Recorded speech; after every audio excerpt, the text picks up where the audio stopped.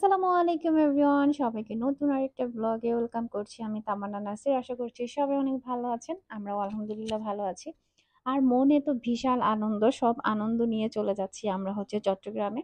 আর এবার চট্টগ্রামে যাওয়ার বিশেষ কারণ হচ্ছে আমার দেবরের বিয়ে। তো বিয়ের জন্য একটা একটা আনন্দ আছেই, আর সেই সাথে আমরা অনেকদিন পরে বাড়িতে যাচ্ছি।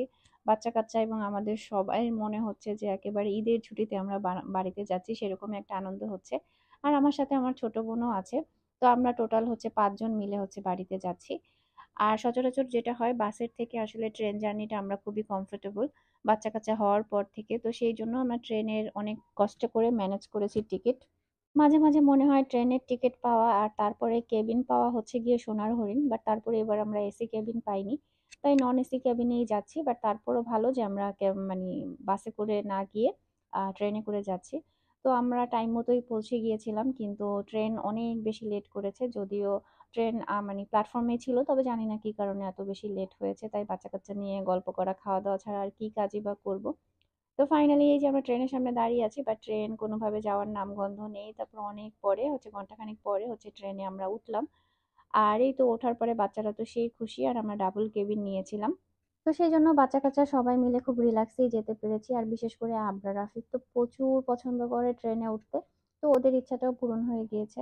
আর ট্রেনে হইলে হয় কি যে কেবিন নিলে একটু রিল্যাক্সে ঘুমিয়ে যাওয়া যায়। বাট এবার যেন আমার কি হয়েছিল, আমি এক ফোঁটাও ট্রেনে ঘুমাইতে পারি নাই।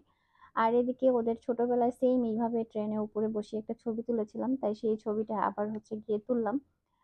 তো এদিকে আমরা খাবার-দাবার নিয়ে এসেছিলাম বাসা থেকে। যেহেতু আমরা একটু সন্ধ্যার দিকেই বের হয়ে গিয়েছিলাম যাতে ট্রেন মিস না হয়। আর হয়তো এভাবে খাওয়া-দাওয়া নিয়ে আসা পসিবলও হতো না। আসলে আম্মু থাকায় এই সুবিধাটা হয়েছে। তো মা বলে একটা বিষয় আছে যে মা আসলে সন্তানের জন্য সবচেয়ে ভালো কোনটা হবে সেই দিকে সবসময় ধ্যান রাখে।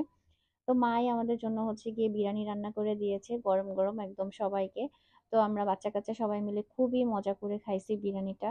আর সচরাচর যেটা হয়, জার্নি করে আসলে এক জায়গা থেকে অন্য জায়গায় গেলে খাওয়া-দাওয়া টোটালি চেঞ্জ হয়ে যায়। আমি একদমই খেতে পারি না। আবরার, আফিফেও আমার মতো হইছে, বাট ওর বাবা তাও সবকিছুর সাথে অ্যাডজাস্ট করতে পারে।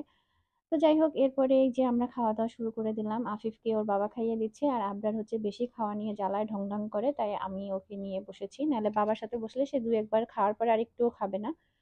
আর বিরিয়ানিটা আসলেই অনেক বেশি মজা ছিল। আর জার্নির সময় দেখা যায় কি, এভাবে বাসা থেকে খাবার নিয়ে গেলে ওটা স্বাস্থ্যসম্মতও হয়, আবার একটু আরাম করে খাওয়া যায়। বাইরের খাবার কিনেও মানে সচরাচর আমরা যখনই চট্টগ্রাম থেকে মানে ব্যাক করি, ওই টাইমে হোটেল থেকে খাবার কেনা হয়। একবারও আমরা খেতে পারি না। মানে টাকাটাই নষ্ট হয় আর খাবারও খাওয়া যায় না। তো খাওয়া-দাওয়া শেষ করে আমরা যে যার মতো এখন রিল্যাক্সে একটা ঘুম দিব। আর আফিফের আব্বুর যেটা হয়, ও যদি রাতে ঘুমাতে না পারে তাহলে ওর দিনের অবস্থা খুবই ভয়াবহ হয়। আমার আবার ঘুম না হলেও আমি একটু কষ্ট হয়, বাট অ্যাডজাস্ট করে নিতে পারি। তো মোটামুটি আমরা ৫.৫ ঘন্টার মধ্যেই চট্টগ্রাম স্টেশনে এসে নেমে গিয়েছি, আর একদম ভোরে ভোরেই নেমে গিয়েছি। আর আবরার, রাফিক নেমেই তো সেই খুশি, তারা দাদু বাসায় যাবে। তো আমরা আবার একটু ট্রেনের টিকিট আছে কিনা মানে রিটার্ন টিকিট সেটা একটু চেক করছিলাম, বাট অনেক চেষ্টার পরেও পেলাম না। আর যেই টাইমে আমাদের সাথে টাইমিং মিলছিল না আরকি। আর কেবিন তো পাচ্ছিলামই না। আর কেবিন পাবো সেটা আশাও করিনি।